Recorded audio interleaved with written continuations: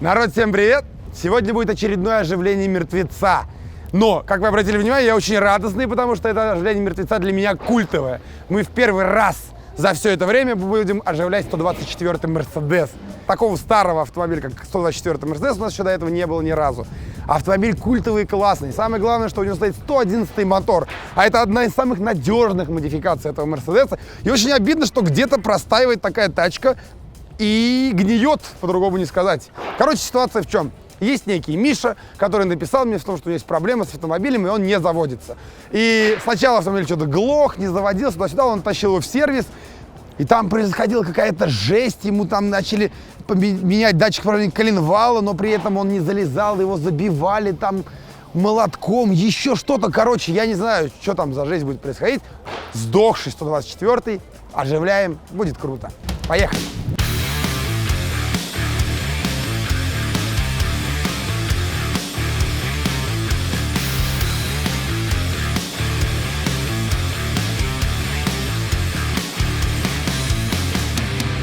Да, почему-то на фотках он выглядел гораздо лучше. Причем полноценный рестайлинг. Как не стыдно ушатывать так его. 95-го? 95-го года конец уже. Конец уже этому автомобилю, а не этой модели. Ни хрена себе, ё-моё. Ты уверен, что тебе вообще надо его оживлять? Да, смотри, что гнилая стойка, гниет. Просто, кстати, у меня еще такая штука была. Раньше, когда заводишь, поворачиваешь зажигание, звук такой был. Как будто бензонасос включается. Сейчас этого нет. Ну, поехали. Нет, не надо. Ой, ё-моё, тут все нафиг сгнило. Давай для начала просто покрути его и послушаем. Все, хватит. Мертвяк. Самое хреновое в таких старых автомобилях то, что засада может быть где угодно.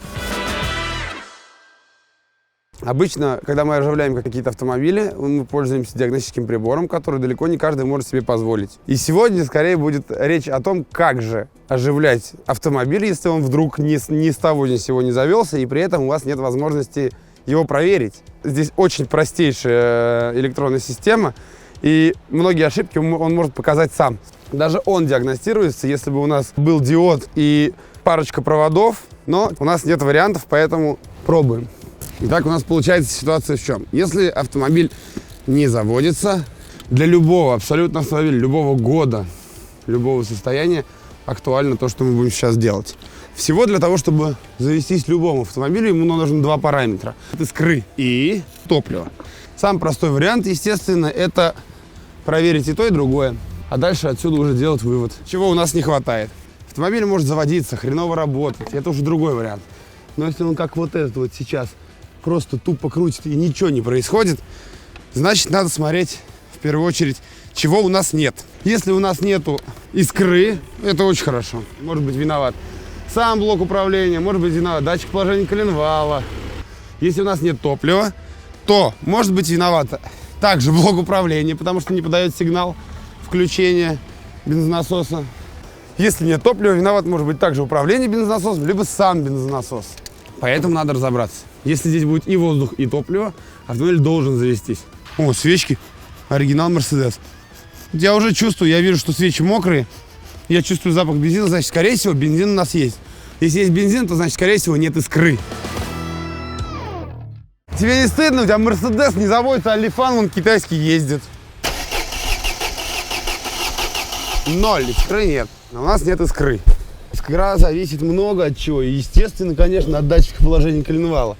Короче, на этом автомобиле менялся датчик положения коленвала. Датчик положения коленвала вообще это очень надежный датчик, а на старых автомобилях есть, конечно, у него недостаток в том, что он начинает хандрить. Хотя он простейший, там просто магнитный сердечник, вокруг него катушка, никаких вообще сложностей в нем нет. Но эти датчики крайне надежные, выход его из строя минимальный. Датчик положения колена здесь стоит в заднице. Старый датчик положения коленвала там очень сильно засел. Они его выковырили. Вот этот вот болт, который держит датчик положения коленвала, и он не прикручен. Блин, знаешь, что я сюда приехал не ради тебя, а ради Мерседеса. Включено сейчас зажигание? Нет. Включай. Побуду немножко задающим диском. Я на АвтоВАЗе так делал. Самый мертвый мертвец, который может быть. А я все-таки пока попробую выдернуть датчик положения коленвала. Я удивлен от того, как они его, конечно, сюда затолкали. То есть они просто запрессовали туда датчик. Блин, это просто жесть. Он даже не шевелится. То есть они забили молотком, что ли, туда?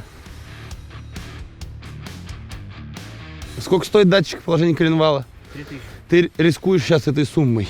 Я буду вытаскивать его сейчас любыми путями. Вот что, видишь? Покоцал я его.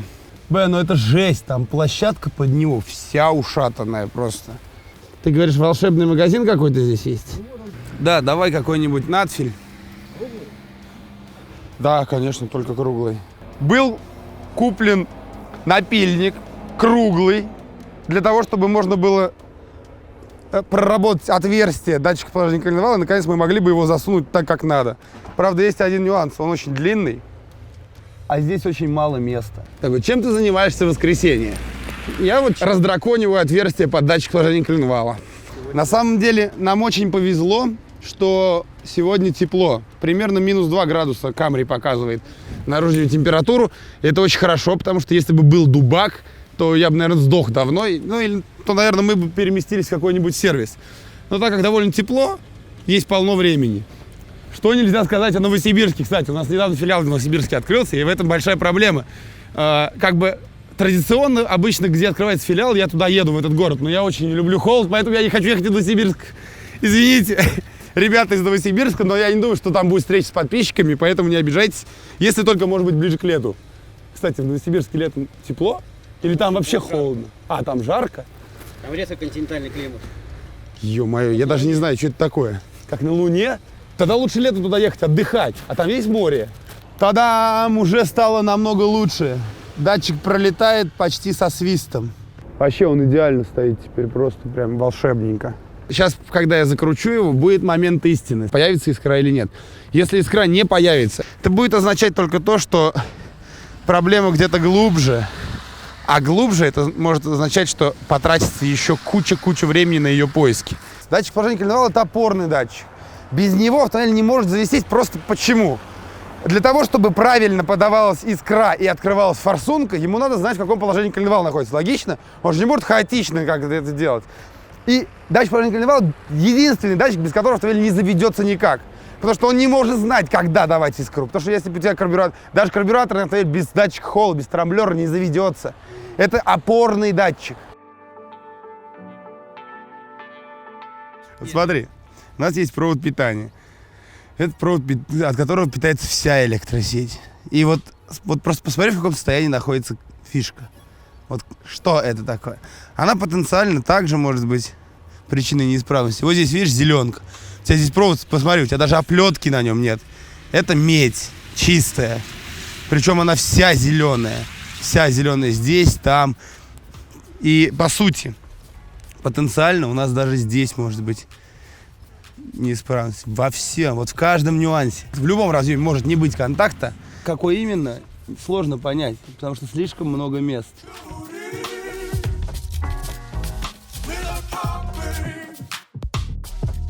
У нас нет искры, поэтому до бензонасоса еще копать и копать. Если появится искра, я думаю, он уже будет заводиться. Здесь такой ужас творится просто. Все сгнило нафиг. Провода настолько задубели, что я разъем не могу снять с места. Я пытаюсь добраться до блока управления двигателем, чтобы снять его. Во-первых, посмотреть на то, как он выглядит внутри. А во-вторых, найти электросхему и посмотреть, куда приходит питание на него. Сейчас самая интересная и в то же время неинтересная часть, а именно поиск неисправности. Здесь под аккумуляторной площадкой находится вся проводка. Ну, не вся, а огромное количество проводов. Огромное. Ты посмотри, в каком они состоянии. Просто здесь все. Что здесь, как находится. Сейчас вытащим блочек. Какая жесть. Такой блок управления. Он тоже подгнил немножко. Да, как ты себя чувствуешь, блок управления? Да все в порядке. А вот это соль. Смотри, если тебе не хватает, тебе, например, дома борщ приготовил, хочешь порядок, такой, хоп, соли. Такой, посолил. Хардвер, то есть само оборудование 43 недели 94 года. Офигеть. А год выпуска 95-й. Есть еще один большой негативный момент. Я же сказал, что еще ни один болтик у нас не обломился, но это же только временно. Например, вот откручивая сейчас вот эти вот, я не могу быть уверен в том, что он сейчас не обломится. Вот так вот. Понимаешь, можно быть уверенным, а можно нет. Супер. Это как клипсы срываются, видишь?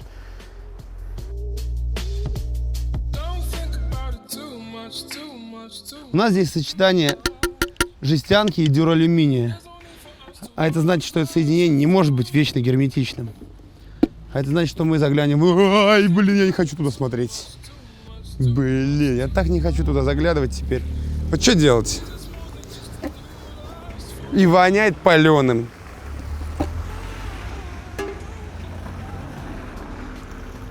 Ты просто посмотри, во что превращается Мерседес.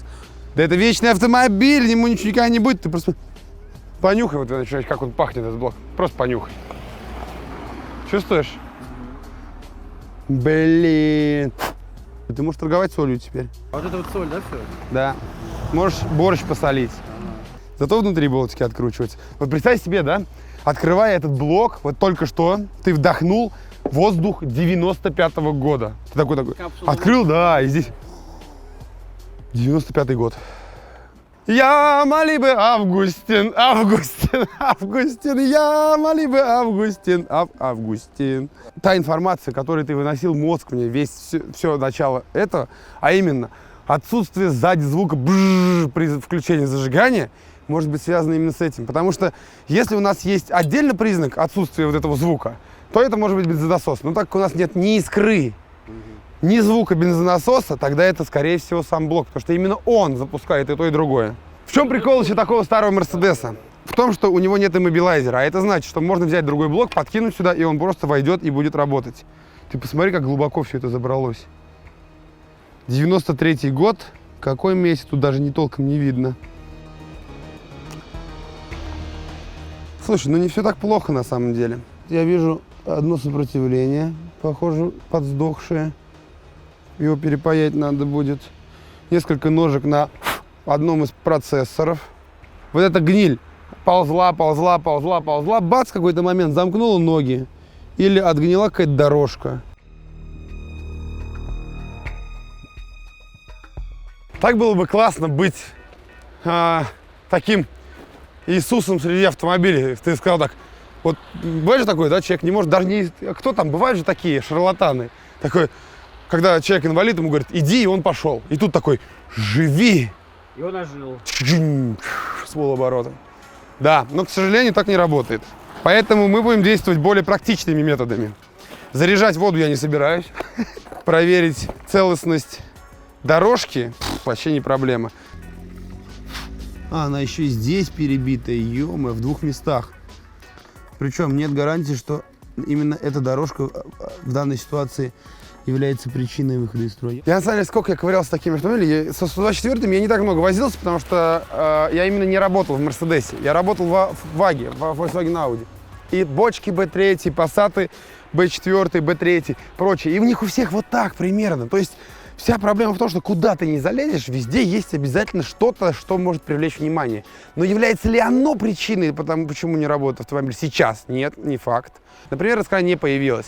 Тогда что? Может быть любой разъем. Может быть от датчика положения коленвала до блока двигателя есть еще разъем где-то. И он сгнил провод. Может быть датчика положения распредвала такая же тема. Может быть на катушку провод перебит где-то или сгнивший. Или еще что-то. И как бы вот с этим этот Мерседес, может быть, уже последние 5 лет ездит.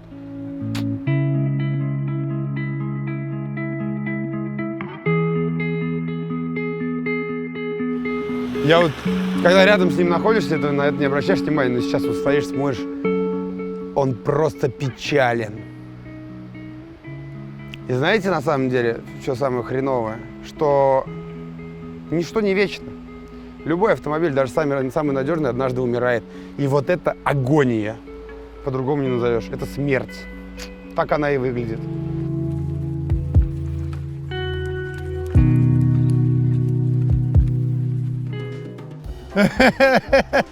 Вот это ништяк. Все, на какой ремонт обходится без водки? Так, давайте начнем. Да, конечно. Вы думаете, зачем мы взяли водку? Так, давай. За здравие Мерседеса. О, но в данной ситуации, кстати, она полезна. Добро. Ну и... Какая отвратительная. Хуже запах водки, чем водки, не существует. Любой нормальный диагноз меня сейчас говном сожрет, скажет, Ты что творишь вообще? Но мы действуем подручными средствами. Веселье приносит и вкус бодрящий. Праздника вкус всегда настоящий. Сейчас надо будет крутануть. Попробуй. Нету? Результатом всех этих действий стало понимание того, что с блоком что-то не так. Как я тебе уже сказал, я не уверен в том, что это может быть единственной проблемой. Мы можем найти еще какие-то после этого неисправности, но так как у нас есть явный дефект, ты говоришь, что она у тебя периодически глохла, потом бац, и сама заводится и так далее. У тебя из-за этого электронные компоненты могут сходить с ума, неправильно работать. И здесь получается момент в чем? Здесь есть явно 3 дефектных дорожки, которые я вижу. Любая из этих 3 перебитых дорожек может влиять, естественно, на то, что блок управления не работает. И вот момент в чем? Пока у тебя, например, хоть какой-то минимальный контакт был, все это работало.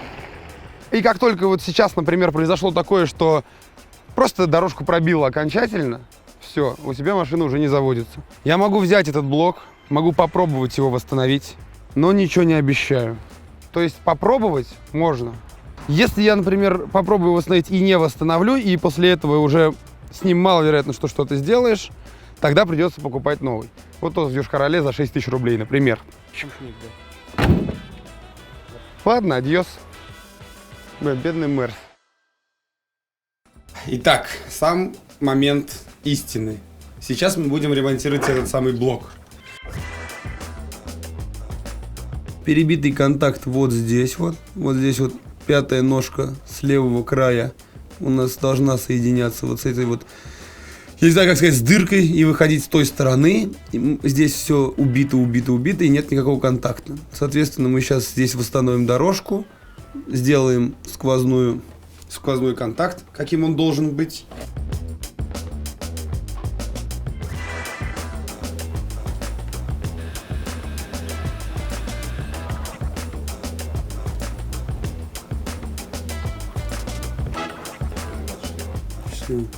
Полчаса позора, и все вроде на месте. Короче, едем ставить блок, посмотрим, что из этого получится. Неделя прошла с тех пор, как было начало этого ролика, с тех пор, как мы ковырялись. Уже весь снег растаял, уже весна наступила, лето почти.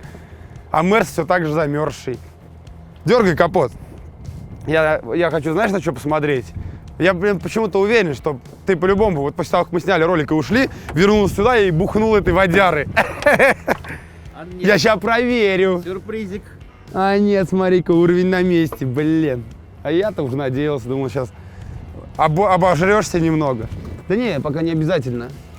Я так подкину. Короче, сейчас нам самое главное подкинуть блок на место и посмотреть, оживет ли он или нет. Собирать его тоже смысла я не вижу сейчас, до того, как мы не поймем, работает он или нет. Сейчас момент истины. Честно скажу, я вообще не верю в то, что это может помочь. Не знаю почему. Мне кажется, этой машиной воевать придется дольше. Давай делать ставки. Если машина сейчас не заведется, то этой зубной щеткой ты почистишь зубы прямо сейчас здесь водкой. А если заведется, то я это сделаю. Наоборот, давай. Давай уже, Слава. Давай пробуем. Да ты что сливаешься-то? Давай спорить. Ты веришь? Давай с тобой забьемся. Если не помогло, то ты чистишь, правильно? Если заведется, то я. Должна завестись. Давай, Слава, разбивай. То есть это тот самый редкий случай, когда человек верит больше в меня, чем я сам. Миша, я на твоем месте не был так уверен в этом. Все, пробуем. Ну, я как бы могу, конечно, сфальсифицировать результат. Я могу просто снять разъем, и он точно не заведется. Да ладно. Да ладно. Серьезно? Ты еще заплатишь. Нет, все достаточно.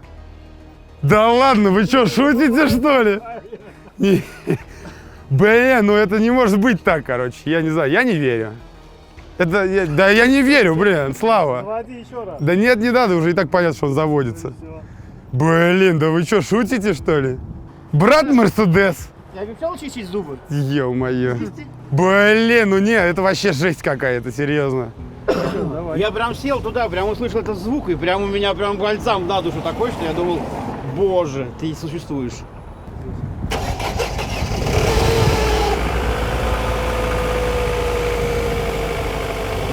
Так нечестно, вот я точно говорю, так нечестно. Когда я ковырялся с блоком, я Мише все это время говорил, что шансов очень мало, и он параллельно искал этот блок. Он нашел где-то в Москве, да, нету. Есть даже Йошкар-Оле, десятку там, по-моему.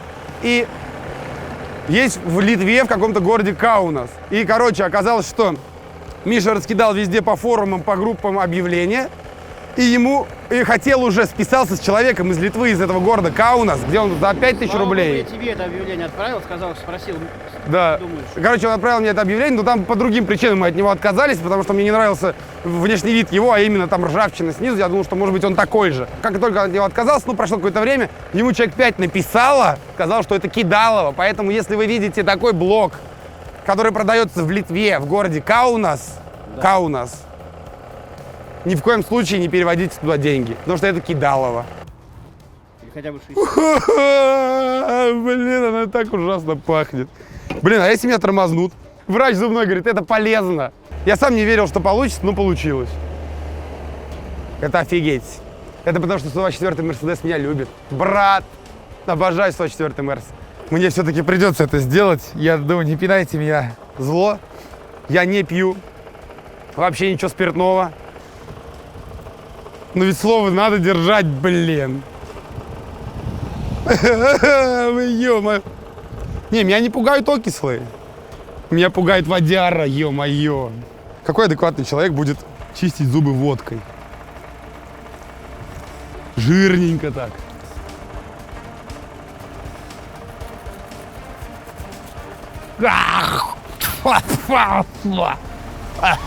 Ой, блин, как же это противно. Ё-моё. Если меня сейчас тормозит гаишник, я хрен ему еще докажу. Бля, люди, не спорьте никогда. Пожалуйста, ни с кем.